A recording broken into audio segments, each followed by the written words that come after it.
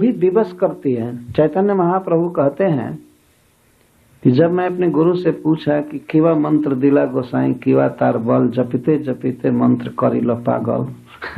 ये गुरु जी कौन सा मंत्र दे दिए जो जपते जपते हमको पागल बना दिया। कभी मैं हंसता हूँ, कभी रोता हूँ, कभी नाचता हूँ, गाता हूँ। तो अब गुरु जी ने कहा, अरे बेटा यही तो फल है। यदि चैतन्य महाप्रभु किसी से पूछे नहीं थे, ऐसे ये उत्तर दे रहे हैं प्रकाशानंद जी के लिए। तो यही तो फल है भगवान नाम जपने का, कृष्ण मंत्र जपने का, यही फल महामंत्र जपने का। तो चैतन्य महाप्रभु ने कहा सन्यासियों से, काशी के सन्यासियों को, इस प्रकार जो मैं नाचता हूँ, गाता हूँ, हंसता हूँ, ये मैं अपनी इच्छा से नहीं। यह कृष्ण मंत्र, महामंत्र अथवा कृष्ण का प्रेम हमको नचाता रहता है और मुझे पता ही नहीं चलता है मैं कहाँ हूँ। आदमी का ध्यान नहीं रहता है, समाज का ध्यान नहीं रहता है कहाँ। अब ऐसे समाज भरा हुआ है और नाचना चालू कर दे। तो चैतन्य महाप्रभु के साथ लाखों लोग नाचने लगते थे और इतना रोते थे चैतन्य महाप्रभु, इतना रोते थे कि उनके आंख से आंसुओं की धारा गाल पर होकर नहीं आती थी, पिचकारी जैसी धारा निकलती थी आंखों से, फब्बारा जैसा निकलता था। ऐसा वर्णन है, आसपास का आदमी भीग जाता। वो तो महाभाव में थे, राधा रानी के भाव में। वो किसी जीव में संभव नहीं है उस प्रकार का विकार, प्रेम विकार। तो जो भी हो, एक ऐसी अवस्था आती है जब भक्त महामाया के मतलब बहिरंगा शक्ति के चंगुल से मुक्त हो जाता है, लेकिन उस समय स्वरूप शक्ति उसे नचाती है, विवश करती है। तो उसकी जो भी क्रियाएं होती हैं वो परम आनंदमयी होती है, क्योंकि स्वरूप शक्ति द्वारा वो चालित है। हम लोग कभी भी स्वतंत्र नहीं है।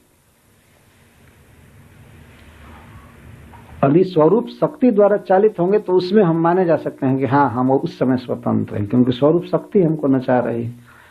जैसे मान लीजिए कोई बच्चा अपने पिता के संरक्षण में है तो उस समय भी वो विवश है, पिता के अधीन है, लेकिन पिता के अधीन रहने पर उसे कितना सुख मिलता है, उसे कोई चिंता नहीं होती। पिताजी चिंता करते हैं, जॉब करते हैं, ये करते हैं, लोन भरते हैं। यहाँ सबसे भारी समस्या बिल की होती है। तो वो बिल चुकाते रहते हैं, लेकिन बच्चे आनंद से खाते हैं, खेलते हैं, वो अपने पिता के अधीन है। लेकिन मान लीजिए वही पुत्र यदि किसी पुलिस के अधीन हो जाए, ऐसे व्यक्ति के जो केवल उसको दंड दे, मारे पीटे, टाइम पर खाने को न दे, तो उस व्यवस्था में और इस व्यवस्था में बहुत अंतर है। तो एक दिन जीव साधन करके भगवान श्री कृष्ण के डायरेक्ट संरक्षण में आ जाता है और उस समय वो जो बोलता है, खाता है, चलता है, करता है, स्वरूप शक्ति प्रेरित करती है। इस समय बहिरंगा शक्ति प्रेरित कर रही है। ये अंतर है, बिल्कुल विपरीत चीज हो गई। जैसे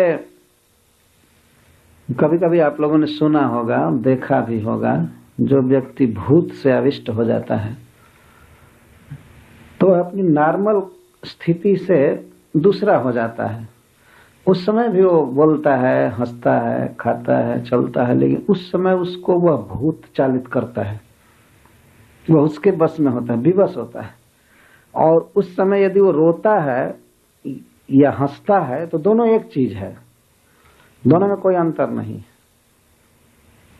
अगर कोई ज्यादा हंसे पागल आदमी, तब ये नहीं कहा जाएगा कि वो अब तो ठीक हो गया है, तो बहुत हंस रहा है, बल्कि और लोग चिंतित हो जाते हैं, तो बहुत ज्यादा हंस रहा है कि नहीं।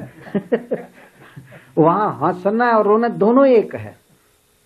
उसी तरह से इस प्राकृत जगत में जिसको हम सुख या दुख मानते हैं, सफलता विफलता मानते हैं, दोनों बिल्कुल एक है। इसमें कोई भेद नहीं है, क्योंकि हमारे स्वरूप से, आत्मा से इसका कोई संबंध नहीं। जैसे जागृत हम रहते हैं तो सपना के दशा से हमारा कोई संबंध नहीं है। वास्तव में सपना में हम चाहे अमेरिका के राष्ट्रपति बन जाएं अथवा सपना में हमारा घर द्वार सब कोई ले ले, दोनों में कोई भेद नहीं है। जागृत जीवन में जगते ही पता चलेगा, अरे दोनों फाल्स था। दोनों फाल्स था। इस तरह से वास्तव में जब तक हम कृष्ण कॉन्शियस नहीं हो जाते हैं, भगवान के भक्त नहीं हो जाते हैं, तो हमारा सोचना, विचारना या सुख का अनुभव करना, दुख का अनुभव करना, दोनों वैसा है जैसे भूत से आविष्ट व्यक्ति कभी प्रसन्न होता है और कभी रोता है। कभी लोग संसार में हंसते हुए देखे जाते हैं, स्पोर्ट्स होते हैं, खेल होते हैं, मैच होता है, तो उस समय ये सब भूत से आविष्ट हैं और ठहाका मार रहे हैं, गमछा उड़ा रहे हैं, ये कर रहे हैं, ये सब भूताविष्ट है। वैसे भी महाभूत से आविष्ट है वो तो भूत से आविष्ट होते हैं, लेकिन हम लोग तो महाभूत, और भी 5 महाभूत के अंदर है 5 महाभूत, छोटा सा जीव और 5 महाभूत के अधीन है, अपने को 5 महाभूत मान रहे। लेकिन गोपी जनों की जो दशा थी वो इस प्रकृति से बिल्कुल अतीत।